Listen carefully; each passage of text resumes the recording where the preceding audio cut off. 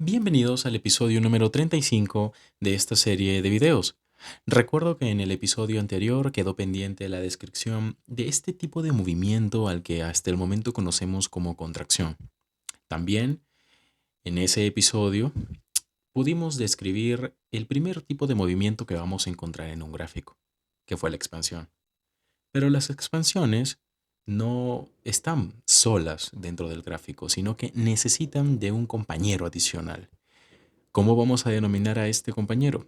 Bueno, retroceso.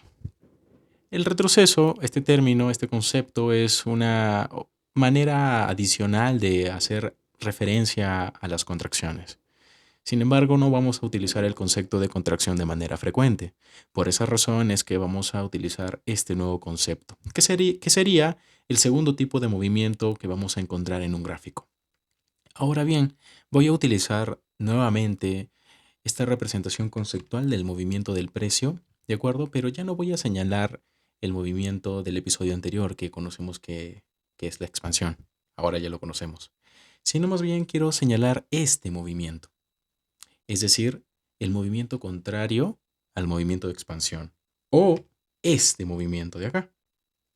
Hablemos de las características del retroceso. Una de las primeras características del retroceso es que va a ser un movimiento de retorno al rango del precio creado recientemente por una expansión. Una expansión, es decir, todo un movimiento, sea alcista o bajista, va a partir de un máximo a un mínimo si es bajista o de un mínimo a un máximo. Y de esa manera es como vamos a establecer el rango. Cuando el precio cotiza nuevamente, es decir, genera un retorno dentro de ese mismo rango, estamos hablando de que se está ejecutando un retroceso.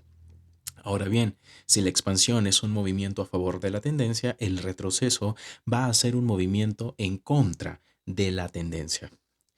Como ya hemos dicho, también podemos denominarlo como contracción y adicionalmente podemos decir que los retrocesos, por lo general, buscan el 50% o los OTES del rango que creó la expansión, aunque esto no siempre es así. ¿A qué me refiero con que no sea así? A que van a haber ocasiones en las que el precio no va a llegar al 50%, es decir, se va a quedar a medias de llegar a ese 50%. O puede ser que en ocasiones el precio supere los sotes que nosotros conocemos, que son el 62%, el 70,5% y el 79%. Es decir, puede superar esos OTES, pero finalmente se termina por generar otra expansión. Un punto importante dentro de estos conceptos que hasta el momento estamos abarcando es que así como nos hemos dado cuenta que una expansión sí puede ser considerada como el conjunto de movimientos alcistas o bajistas, siempre y cuando ustedes sepan filtrar la información y unificar los fractales que correspondan, el retroceso también va a ser un conjunto de movimientos o pueden denominarlos o considerarlos así. ¿Por qué digo o por qué afirmo que puede ser un conjunto de movimientos? Porque si, por ejemplo, estoy en un gráfico diario y luego descompongo la estructura en gráfico de una hora, ¿de acuerdo? Estoy hablando de temporalidades. Sí, probablemente en el gráfico de una hora, por ejemplo, veo una expansión alcista y veo un retroceso bajista. Sin embargo, cuando yo bajo a temporalidad de una hora, con lo que me encuentro, cuando yo filtro la información del retroceso bajista, es un montón de fractales bajistas, es decir, toda una tendencia bajista con sus respectivas neutralizaciones, porque eso fue lo que hablamos en el episodio de estructura, ¿de acuerdo? Entonces, esa información o esa es la justificación por la cual yo afirmo que un retroceso es el conjunto puede ser un conjunto de fractales también. Con esto en mente, vayamos al gráfico porque voy a demostrarles cómo funciona. Por ejemplo, si hablamos de una tendencia bajista y estoy utilizando la misma imagen que utilicé en el episodio anterior para el caso de la tendencia bajista, veo una tendencia bajista. Sin embargo, luego veo un movimiento alcista. Bueno, es un todo, porque estamos hablando de, en macro, dos fractales alcistas, considerando este un mínimo, este un máximo, mínimo, máximo y luego el movimiento que rompe. ¿De acuerdo? Filtrando los movimientos como hasta el momento sabemos o conocemos que deberíamos hacerlo.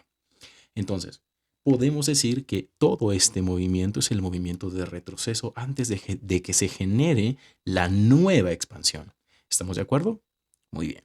Ahora, una vez que se genera esa nueva expansión, luego tenemos una contracción, un retroceso, entonces este retroceso también es válido. Y a partir de allí se genera la nueva expansión. Mejor dicho, terminado el retroceso, se genera la nueva expansión.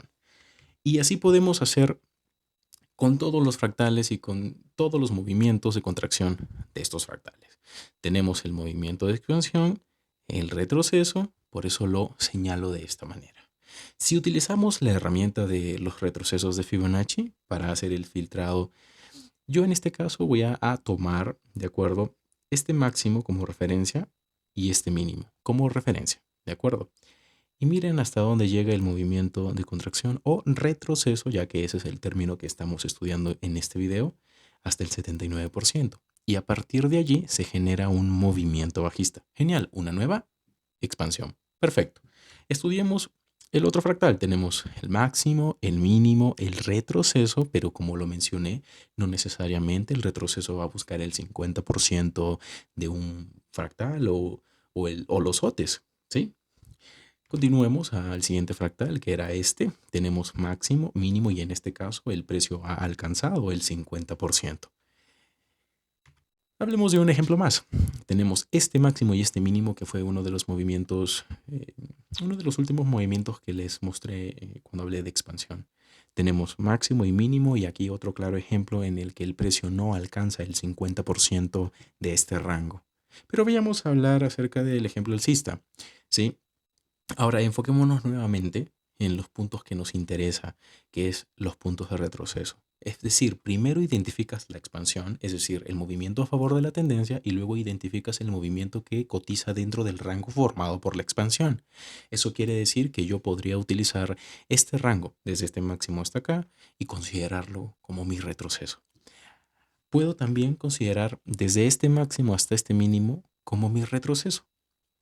¿Por qué? Porque es un movimiento que cotiza dentro del rango formado por la expansión que empieza desde acá hasta acá. ¿Estamos de acuerdo? Si utilizamos la herramienta de nuestros retrocesos de Fibonacci, nos vamos a dar cuenta de manera mucho más clara cómo es que el precio retorna a estos niveles. Y como les mencionaba también, no necesariamente se van a respetar los niveles al PIB, vamos a decirlo de esa manera, sino que pueden ser superados. En el ejemplo bajista vimos cómo el precio no llegaba al 50%. Sin embargo, eso no quiere decir que solo en casos bajistas no llega al 50%. No es lo que quiero transmitir en esta presentación. ¿Por qué? Porque al final ustedes se van a responder esas preguntas cuando vayan a hacer el backtesting correspondiente en sus gráficos. De acuerdo, ahora en este caso alcista, ustedes se están dando cuenta que el 79% del Fibonacci que yo he trazado desde este mínimo hasta este máximo. ¿Por qué lo trazo así? Porque acá comienza la expansión. ¿De acuerdo? Y en este caso sí estoy filtrando mucho el detalle del movimiento expansivo. ¿De acuerdo?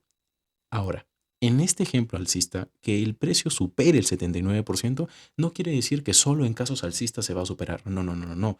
También se puede superar en casos bajistas, también se puede superar en casos alcistas, o en casos alcistas puede que no llegue al 50%. Entonces es algo que van a tener que corroborar cuando hagan sus propios análisis en el gráfico, ¿de acuerdo? Solamente como aclaración. Veamos un siguiente fractal. En este caso, como lo había mencionado, la expansión comenzaría desde aquí y finalizaría acá, porque a partir de acá, es decir, de este máximo, el precio comienza a cotizar dentro del rango formado. Es la razón por la que estoy utilizando este anclaje de Fibonacci de la manera en cómo lo estoy utilizando. Vemos que también se supera por poco el nivel del 79%, pero finalmente el precio continúa expandiendo alcista.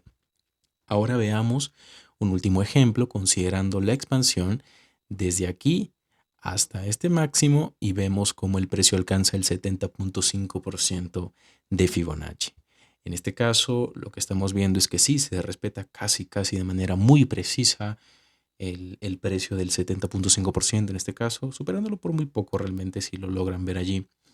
Ahora bien, con estos dos primeros tipos de movimiento hemos completado, digamos, el panorama, ¿sí? Porque entendemos que una tendencia se forma por expansiones y por retrocesos. Sin embargo, estos no son los únicos tipos de movimiento. ¿De acuerdo? Vamos a hablar acerca de dos tipos más de movimiento en los próximos dos episodios. Esto ha sido todo por el episodio 35. Espero que haya sido útil. Ahora sí, la tarea sencilla que tienen es ir a sus gráficos, y corroborar esta información, ¿ok? No olviden que vamos a continuar con el tercer tipo de movimiento en el episodio 36, así que no te lo pierdas.